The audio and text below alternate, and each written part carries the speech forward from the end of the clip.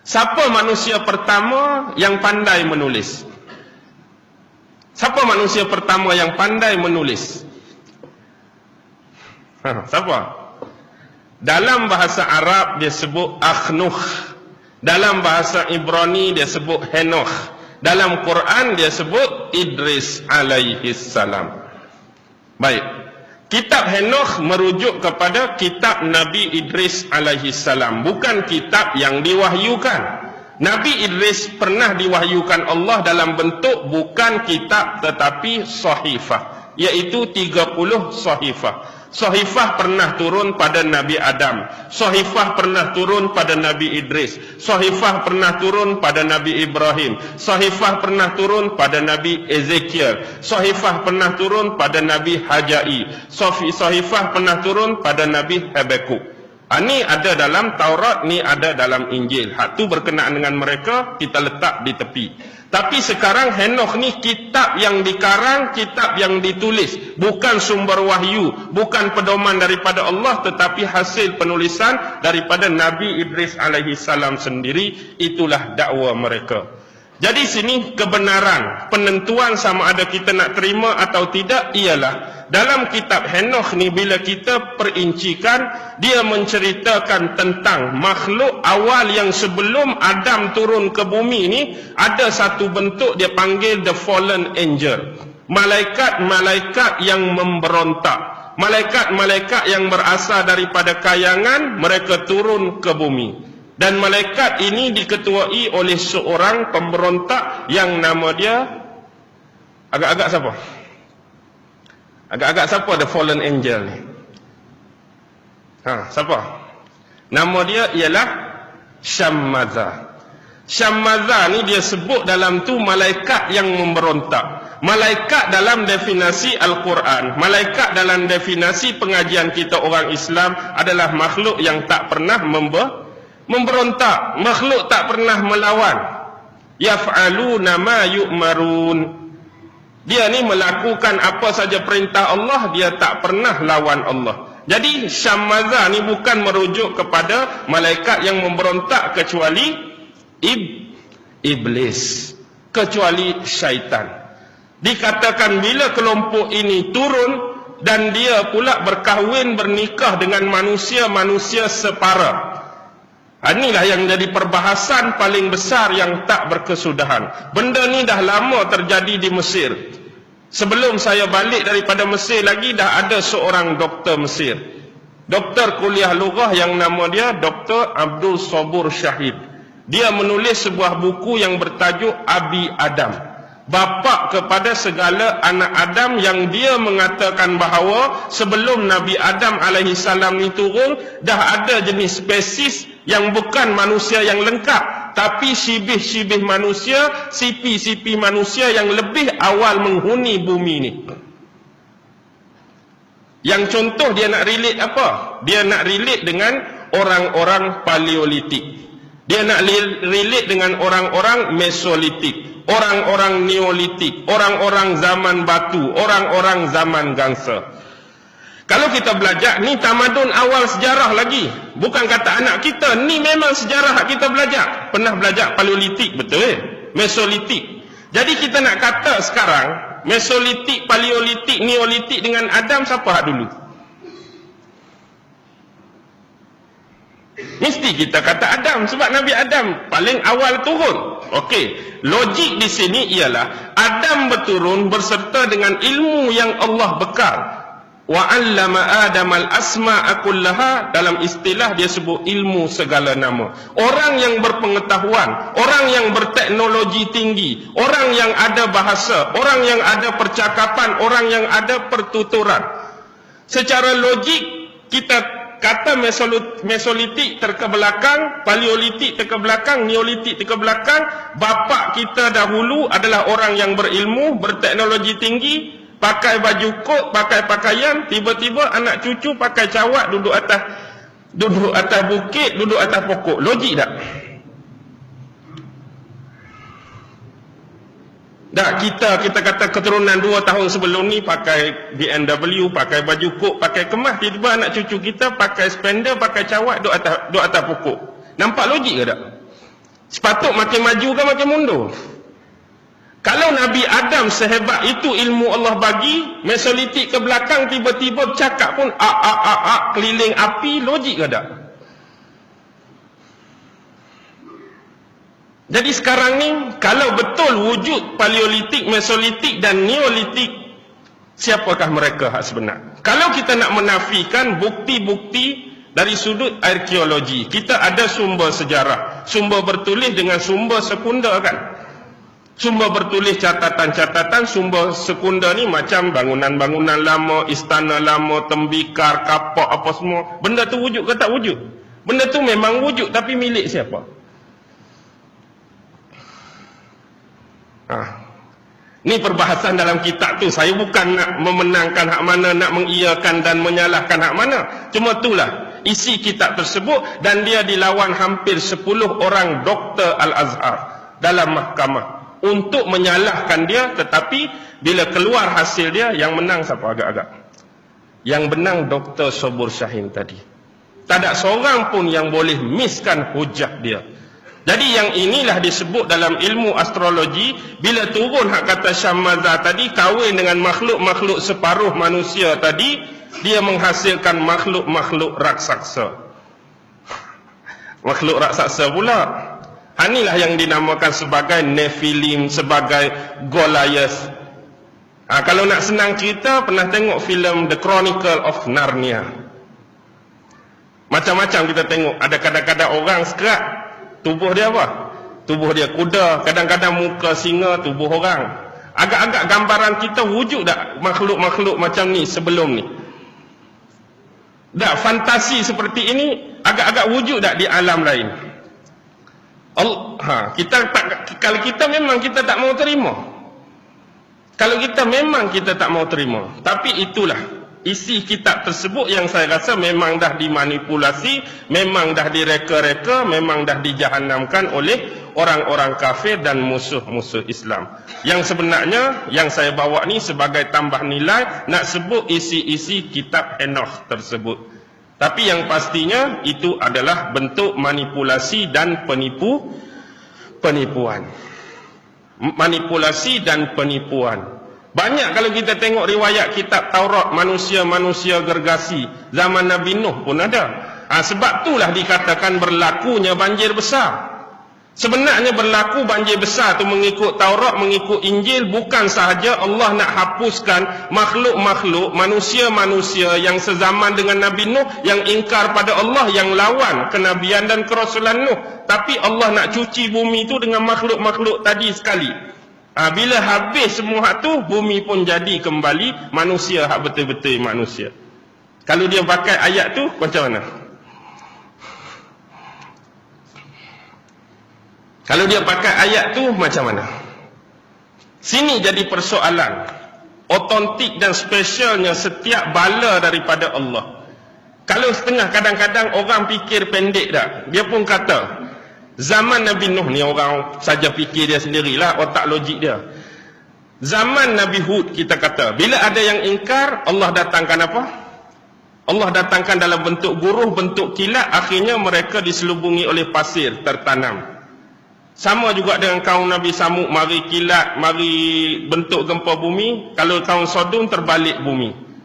Tapi jumlah penduduk antara Nabi yang sebelum zaman Nuh dengan selepas Nuh, mana paling ramai? Semasa dengan Nuh ke lepas Nuh lagi ramai orang? Agak-agak mestilah selepas kan, orang makin membiak. Tapi bila Allah nak uji, bila Allah nak bala, bila Allah nak bagi tu, Allah buat lagu tu je untuk mereka. Tapi Nuh hak sikit, pasal apa perlu tenggelamkan satu dunia? Tak boleh ke buat, dah orang pun ada sikit tu saja, buat kawasan tu lah, tak perlulah nak tenggelam satu dunia tu. Faham ke tak ni? Ni kita kata berfikir. Kita kata berfikir. Berfikir dalam bentuk ujian, berfikir dalam bentuk bala Allah. Sebab kadang-kadang bila kita datang benda-benda seperti ini, saya teringat kata-kata guru saya, iaitu Al-Syekh Al-Marhum Imam Mutawalli Asy-Sya'rawi. Bila saat-saat terakhir saya pernah menziarahi beliau di hospital dengan seorang kawan. Jadi Bila nak balik tu dia berpesan, satu masa dia kata, bila kamu balik, kamu dah belajar di sini macam-macam ilmu. Ada kuliah usuluddinnya, ada kuliah syariahnya, ada kuliah lughahnya, ada kuliah tunya, ada kuliah adabnya, kuliah ni. Jadi macam-macam ilmu kamu boleh dapat di sini. Tetapi bila kita balik ke tempat asal kita, belum tentu yang ramai datang belajar, belum tentu yang ramai datang menuntut ni akan mengajar di Malaysia, akan mengajar di tempat kamu tu dengan jumlah yang sama. Faham maksud dia? Contoh, kita pelajar Malaysia hantar pelajar kita 7,000. Agak-agak bila balik 7,000 ni boleh mengajar semua orang? Tak mungkin, tak akan. Tapi dia kata, bila balik, hak mengajar, hak bekerja. Kita pecahkan kepada hak mengajar. Bila kita pecahkan hak mengajar, kamu kena tunggu. Akan berlaku dua keadaan, dua kondisi. Satu kumpulan, dia akan mengajak dengan cara tersendiri. Satu kumpulan akan mengajak dengan cara tersendiri. Tapi hak paling ramai ialah akan muncul kumpulan yang kedua. Saya tak faham apa maksud dia. Dia kata, bila kamu balik, kamu buka muqaddimah awal-awal kitab Imam Al-Ghazali, iaitu Al-Bidayatul siapa pernah ni, selupa pula. Bidayatul Hidayah, permulaan hidayah. Dalam tu dia kata, seseorang yang berilmu sebelum dia tu berilmu benar-benar dan dia mengajar orang lain, dan sebelum dia nak mengajak orang lain, samalah seperti Allah mewajibkan kepada kita zakat. Hari ini orang yang bayar zakat, orang yang cukup haul dan cukup nisab saja yang bayar zakat. Orang yang tak cukup haul, orang yang tak cukup nisab, kena bayar tak zakat? Tak kena.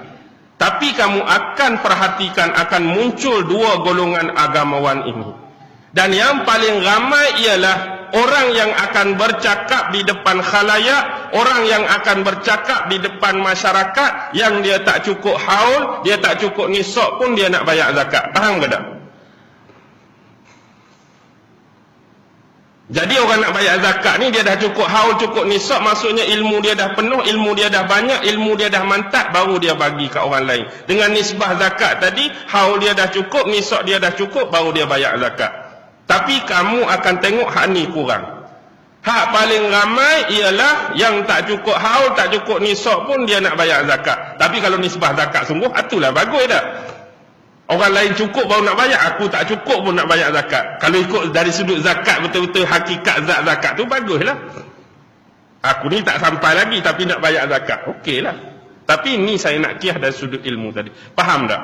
Jadi saya bukan nak letak saya tempat pertama, memang saya pun tempat kedua, sebab haul saya tak tahu ke mana lagi, nisab kita pun tak tahu ke mana lagi, apatah lagi nak bayar zakat dekat orang lain.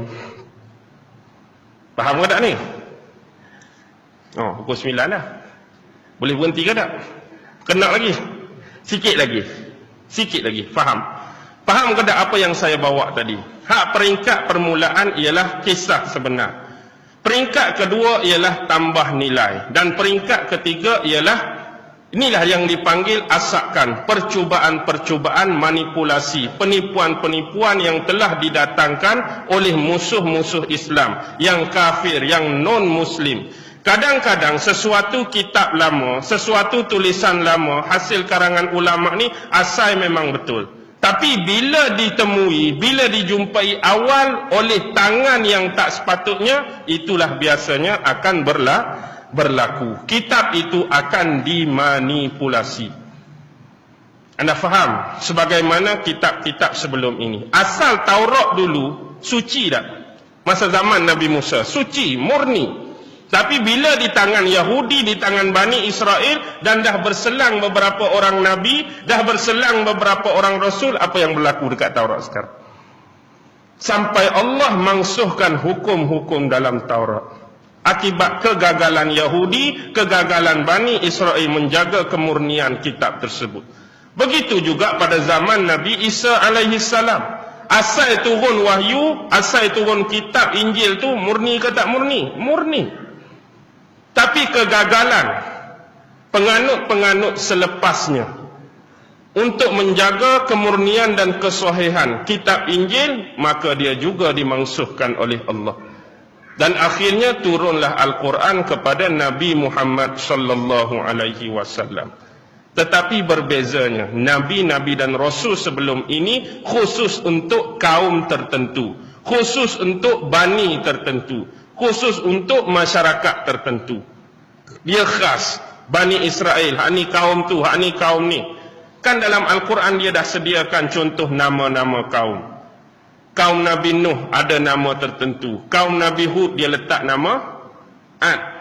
Kaum Nabi Saleh dia letak nama Samud. Kaum Nabi Syuaib dia letak nama Aikah. Kaum Nabi tu nama ni, kaum Nabi tu nama ni. Tapi untuk Nabi Muhammad khusus untuk bangsa Arab saja atau rahmatan lil alamin? Khusus untuk bangsa Arab saja ke rahmatan lil alamin? Islam kita rahmatan lil alamin. Untuk semua, tak khusus kepada bani, tak khusus kepada firqah, tak khusus kepada golongan tertentu, tak khusus kepada umat tertentu. Jadi inilah yang Allah berjanji untuk mengekalkan kesucian, ketulinan, otentiknya Al-Quran. Inna nahnu nazzalna zikra wa inna lahu lahafizun. Hari ni ramai yang nak ceroboh, sama seperti kitab-kitab karangan ulama terdahulu. Berjaya atau tidak? Berjaya atau tidak? Orang nak robek Al-Quran hari ni, dia tambah pula surah-surah tertentu. Pernah tengok tak? Surah iman, surah wasaya, surah apa, macam-macam. Tapi kita pergi baca tak surah tu? Kita baca tak surah tu? Tak, dia kata tak cukup lagi Al-Quran, ada 4 tambah surah baru. Surah iman. Kita baca tak surah iman? Mak baca mak surah iman? Tak ada orang nak baca. Dia datang surah wasaya, tak ada orang nak baca. Kalau dia letak nama surah Rasulullah pun rasa teringin tak nak baca. Tak ada siapa nak teringin baca. Kita terima seadanya. Faham ke tak ni? Faham lah tak? Maksudnya Al-Quran ni dah lengkap. Kalau ada yang terlebih menambah-nambah macam kaum-kaum Syiah.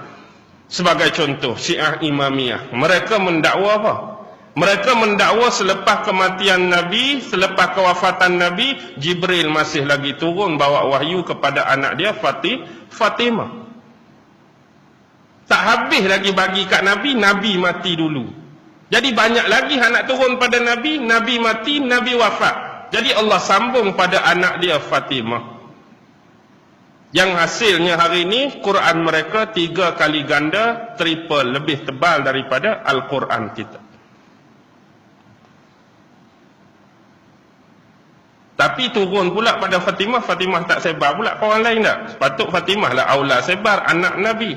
Ali menantu dia hidup lagi, tak sebar juga. Tapi lepas pada mereka tu semua mati, keturunan Nabi tu mati, baru Al-Quran tu muncul. Ini inilah dakyah-dakyah dan kalam-kalam ataupun kalimah-kalimah yang palsu. Ini jangan kita terpedaya, jangan kita terpengaruh dengan dakyah-dakyah tersebut.